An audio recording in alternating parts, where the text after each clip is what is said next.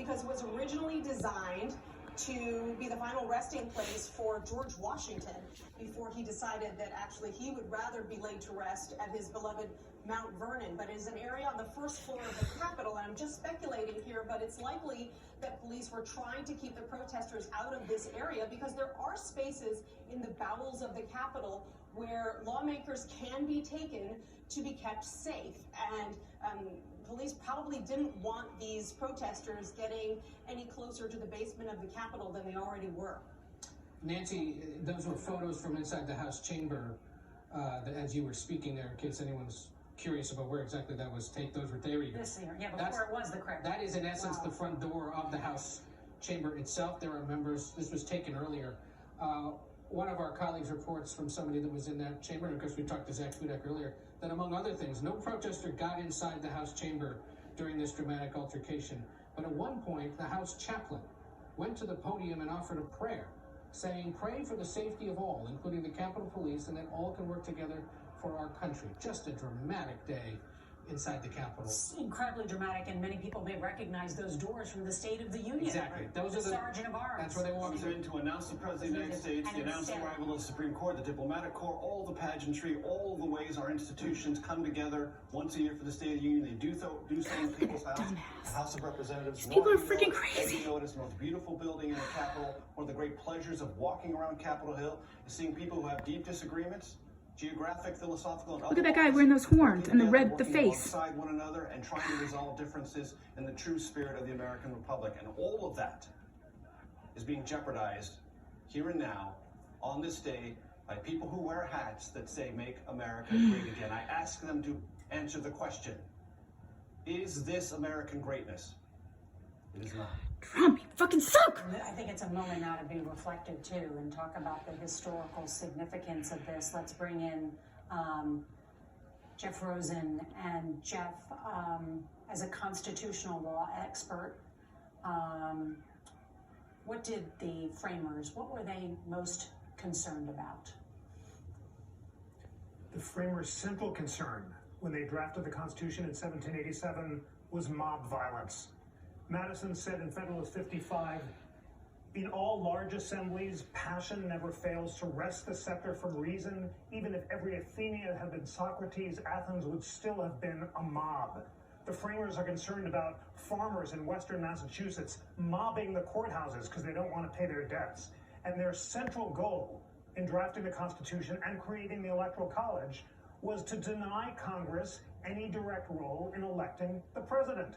That was why they created an electoral college, because they were afraid that if Congress elected the president would be in the thrall of factions and of mobs. So the conduct of the president and the conduct of some Congress people in abrogating powers that the framers tried to deny them has resulted in the framers' greatest nightmare.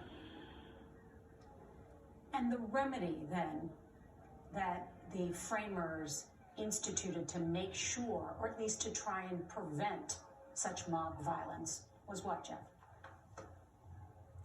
It was filters, cooling mechanisms, intermediate bodies to prevent populist passions from ruling. They wanted to slow down deliberation so that people couldn't demand that their factional or partisan interests are created. And that was the point of the Electoral College, a group of wise men, they were all men then, who were supposed to coolly deliberate and choose the best candidates without any attention to the views of the mob or Cameron and I were there just 3 years ago. After the election of 1800, in the 12th Amendment, the Constitution made clear that it's the Electoral College that chooses the president, and Congress's role is purely ministerial. It's just supposed to count the votes.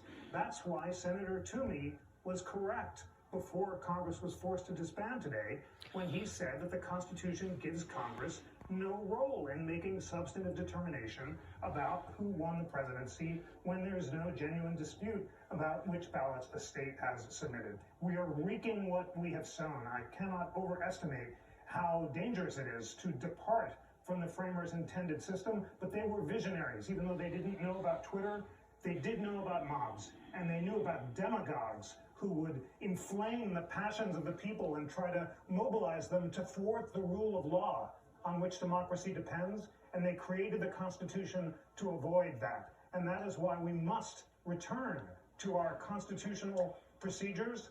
Congress must reconvene and perform its purely ministerial and ceremonial role in certifying the result of an election which has already occurred, and the president-elect must be recognized as the next president of the United States. And Jeff Rosen, you have put this so beautifully and so eloquently as president of the National Constitution Center and a scholar, of course, of the Constitution.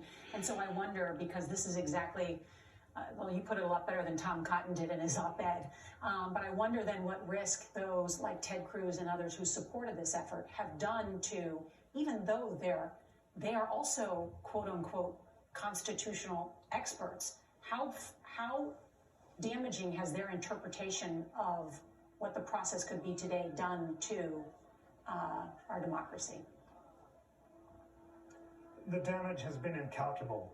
The National Constitution Center is nonpartisan. It was created by Congress to increase awareness of the Constitution on a nonpartisan basis. I am only allowed to summarize the consensus Look at that. of liberal and conservative scholars, ranging from Judge Michael Ludig, who Vice President Pence And people are quoted just today, like me on their to phones. progressive But these scholars, people are. that Oh my Congress God. is not supposed to play a substantive role in second-guessing the valid they're decisions inside. of the Electoral College. Senator Cruz, Senator Hawley, former Supreme Court clerks were playing with fire when pandering to populist passions and the desire to court partisan favor. They departed from the system that the Constitution set out, and they will have to be accountable to their consciences and to What do the these people Constitution of think the they're United States. doing? Jeff Rosen, stay with us. Want to bring in Grace Seegers, who has been there witnessing this on Capitol Hill. Will not say to protect her own safety, but